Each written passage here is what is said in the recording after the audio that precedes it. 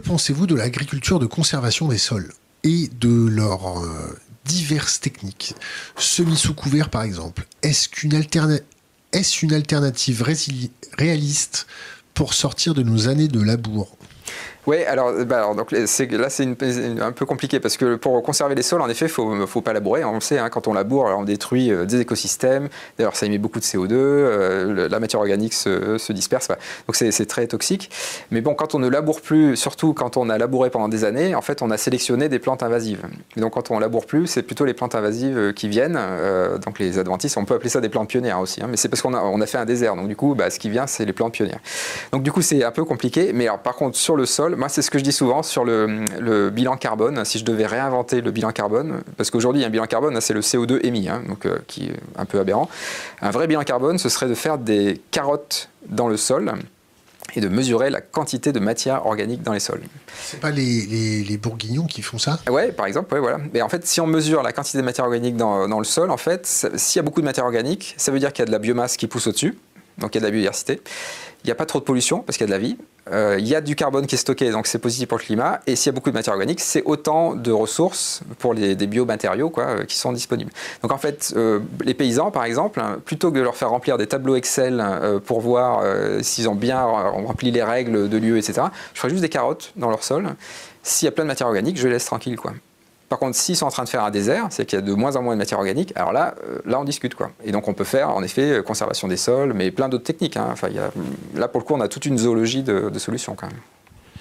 La recarbonation de l'économie. Et ben voilà, ça fait une belle transition, parce que la recarbonation de l'économie, en fait, quand on dit décarboner l'économie, en fait, ça n'a aucun sens, hein. Et Aurore Stéphan, sur ce plateau, on dirait la même chose.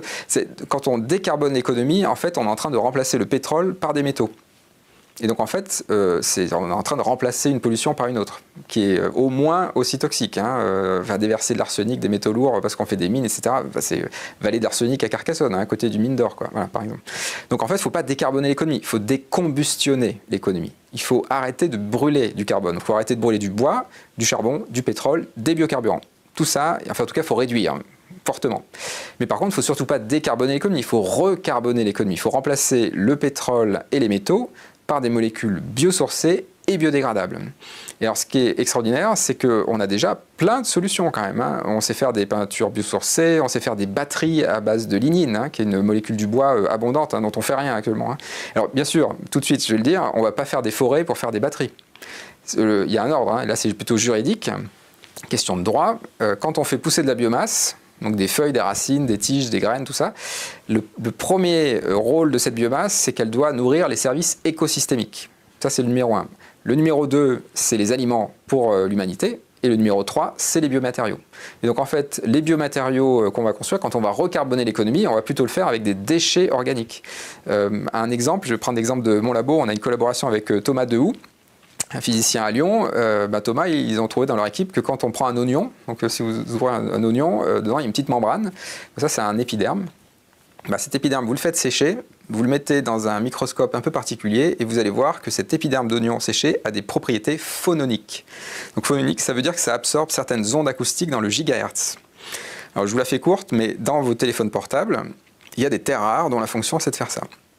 Et donc c'est ça l'avenir, c'est de remplacer le pétrole et les métaux, et les minéraux rares, par ces molécules ou ces architectures biosourcées, biodégradables. C'est ça, recarboner l'économie. Et alors, il y a plein de choses, hein, stocker les données numériques dans l'ADN, enfin, il y a vraiment... Donc, tout n'est pas prêt, hein, il y a encore du chemin à faire, mais on va aller vers ça. Il n'y aura pas le choix, hein. Notre seule ressource massive et renouvelable sur Terre, c'est les plantes, hein.